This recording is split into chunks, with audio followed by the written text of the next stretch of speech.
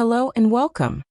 In today's video, we will explore the steps to deploy Cluster Wizard on a Kubernetes cluster. Introduction and Overview.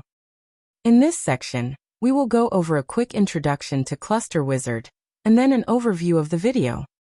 Cluster Wizard is a control plane to streamline VM lifecycle and host network management, making it ideal for managing multiple hosts. In this demonstration video, we will understand the prerequisites needed to get started with Cluster Wizard. Get a detailed demonstration of how to deploy Cluster Wizard using a Helm chart. And finally, we will explore the customizable parameters to tailor Cluster Wizard to your desired backend configuration. Installation prerequisites. In this section, we will go over the basic prerequisites needed to deploy the Cluster Wizard Helm chart. This video assumes that we already have a Kubernetes cluster set up, Helm binary installed, a default storage provisioner, and the Cluster Wizard license file. After verifying these components, we will obtain the Helm chart for Cluster Wizard. And finally, we will set up the certificates and secrets needed to deploy Cluster Wizard. Verify cluster. In this section, we will start by checking the prerequisites needed to deploy Cluster Wizard using kubectl and Helm. The kubectl get nodes output shows that the cluster is active and all the nodes are ready. Next, the Helm version output shows that the Helm binary is available. Running the kubectl getsc command shows that the default storage class is set to Longhorn. Finally, the kubectl get namespace output shows that optional components, metal-lb and cert manager, used in this example have been deployed on this cluster. If metal-lb is not installed but external access is needed, you can use a node port as an alternative expose type. Similarly, if cert manager is unavailable, you can use OpenSSL commands, or use tools like Let's Encrypt, to generate certificates. Both of these options will be described later in the video. Get Helm chart. Next, we will look at the process to obtain the Helm chart. Cluster Wizard's Helm chart is available at charts.clusterwizard.com. First, let's run the Helm repo add command to add the repository. Then we can update the repo and check if the expected chart version 0.1.0 is available. Next, we will fetch the chart for version 0.1.0 and extract it. Finally, let's run the ls command to make sure the files were extracted successfully. Preparing certificates. In this section, we will use Cert Manager to prepare the CA certificates and TLS secrets required for Cluster Wizard. Let's have a quick look at the steps we will follow to create the certificates. First, we will create a self-signed Cert Manager issuer. Then, we will use this issuer to sign and create the client CA and server CA certificates. Next, the server CA certificate will be used to create a CA signed issuer. Finally, we will use this CA signed issuer to create the Wizard client certificate. Now let's have a look at the code for this process. Let's start by creating the namespace for Cluster Wizard. Then, we will create a Cert Manager issuer to create self-signed certificates for Cluster Wizard.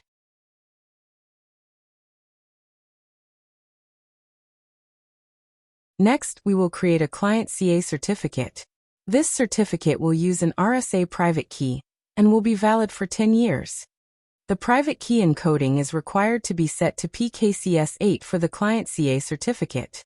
The issuer for this certificate will be the issuer we created in the previous step. Now let's create a server CA certificate. This certificate will use an ECDSA private key with the same 10-year validity.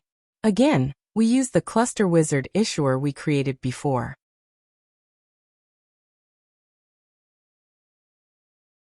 Now we will create a new issuer.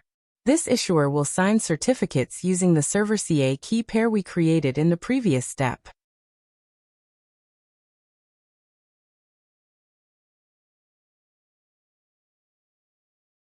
Finally, let's create the Cluster Wizard certificate. This includes the DNS name as Cluster Wizard, the issuer reference as the issuer with server CA we created in the previous step, and subject lines showing the organizations and organizational units.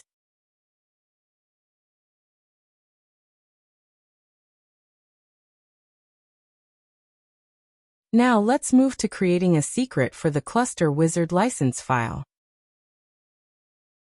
We will run the kubectl create secret generic command and pass the data from the Cluster Wizard license file.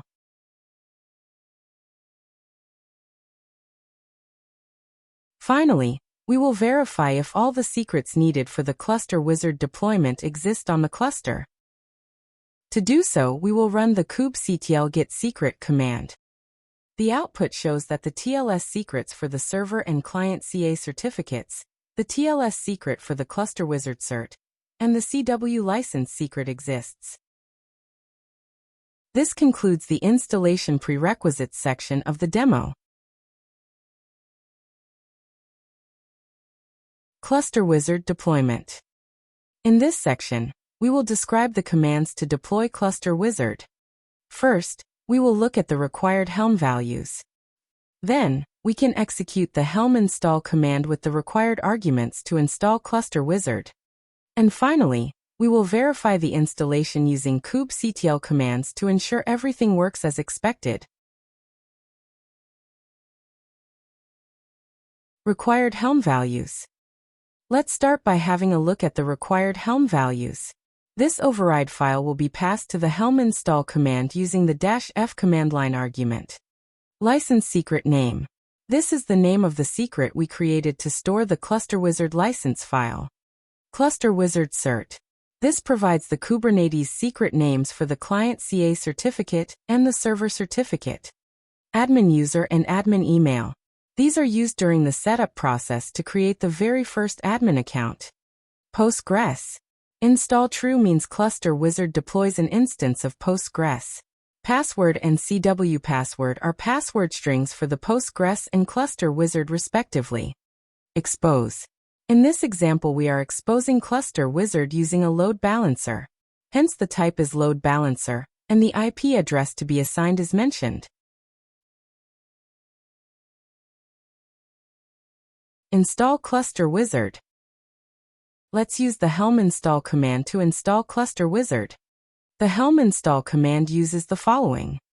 Release name as Cluster Wizard, followed by path to the extracted Helm repository. Next, we will pass the namespace we created for the secrets. Finally, the -f argument is used to pass the override values file created in the previous step. The output shows that the Helm chart has been installed. As mentioned here, let's wait for a few minutes before verifying the installation. Verify installation. In this section, we will use some kubectl commands to verify the Cluster Wizard installation. The kubectl get pods output shows that the pods for Cluster Wizard and Postgres are running.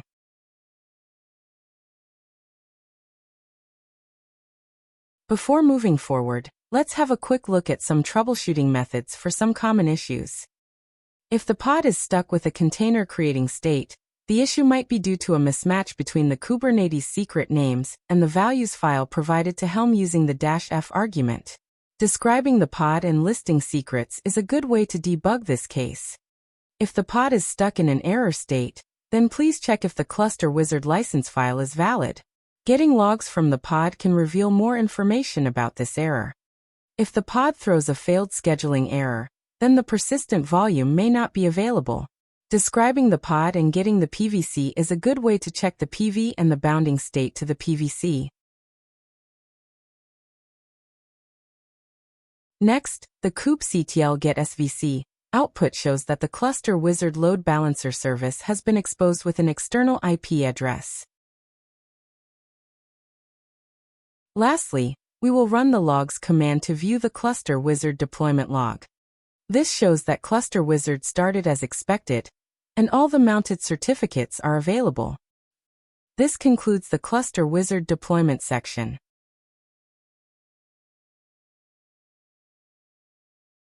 Post-install testing. Now that the Helm installation was successful, we will test the cluster wizard deployment using the wizard client CLI. To do so, we will obtain the admin credentials from the Kubernetes secrets. Then we will set up the DNS entries and test connectivity from the wizard client CLI to our cluster wizard deployment. Wizard client is the command line utility to interact with the cluster wizard deployment. It can be downloaded from the GitLab release page linked above.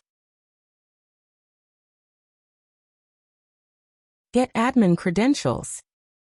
In this section, we will extract the admin certificates, CA and private keys using kubectl commands. Remember that these secrets are base 64 encoded and need to be decoded before storing them locally. We will start by getting the data.cert value from the admin cred secret. Next, we will get the data.private key value from the same secret. Finally, we will extract the data.ca.crt value from the cluster wizard cert secret. Now we have all the required certificate files to begin testing the deployment. Testing wizard client. In this section, we will use the wizard client CLI to connect to our deployed cluster wizard instance. We will begin by adding a DNS entry for cluster wizard in the etc hosts file. Here we pass the external IP address for the cluster wizard service and the expected DNS name specified in the certificate. Then we use get-ynt host to verify that the entry is correctly set up. Now, we are ready to test the deployment using admin credentials. To do so, we will test the wizard client getCommands function and pass the certificate, CA and private key files we got from the Kubernetes secret. The output JSON shows the list of commands available for the current user. This completes the post-install testing section of the video. Alternate setup paths. In this section, we will discuss the steps to use self-signed certificates to create the cluster wizard certificates. And then we will explore the modifiable Helm values that can be used to customize the Helm deployment. Self-managed certificates. Self-managed certificates can be used as an alternative to Cert Manager certificates we discussed previously. To use self-managed certificates, we will create two TLS secrets as shown here. We will create the cluster wizard cert secret using the server certificate and server key PEM files. Then, we will create the client CA secret using the client CA certificate and client CA key PEM files. These secret names can be passed to the Helm install command using the override file. Modifiable Helm values. In this section, we will discuss the override values file from the Helm chart. These values, to customize the cluster wizard deployment, can be divided into 5 major categories. Security contains the values to use certificates. Networking shows the values to expose the Kubernetes service. Storage will describe the values to set up a Ceph backing storage. Identity contains the values to create an admin user and specify the license file for cluster wizard. Finally, general shows how to configure image repositories. Now we are ready to look at these values in detail. Security certificates. Cluster wizard requires 2 TLS certificate secrets. The example shows the client CA secret name, which is used for signing the client certificates. The server certificate secret name is used to establish MTLS communication with wizard client. Networking expose. Expose configures how the cluster wizard service can be accessed. The expose types can be cluster IP, load balancer, ingress, and node port. The default expose type is cluster IP, where the service will only be accessible within the Kubernetes cluster. To use the load balancer expose type, a service such as Metal LB must be installed. Similarly, ingress requires an ingress controller like HA proxy ingress to be installed. If these components are not installed, a good choice is to use node port. This allows us to access the service via the node's IP address. Now let's have a look at the modifiable values for each case. Networking, expose using node port. The expose type node port opens a static port on each node to use the cluster wizard service. This example uses 50,001 as the port to listen to cluster wizard, and sets the node port to use 30,003. This cluster wizard port change must be specified to wizard client while testing. This can be done by exporting the variable shown here, before executing wizard client commands. Networking, expose using ingress. The expose type ingress routes external traffic through an ingress controller, like HA proxy or Nginx, to the cluster wizard service. This example uses HA proxy as the ingress class. Using this requires allowing SSL passthrough. Hence the haproxy.org/SSL passthrough annotation is set to true.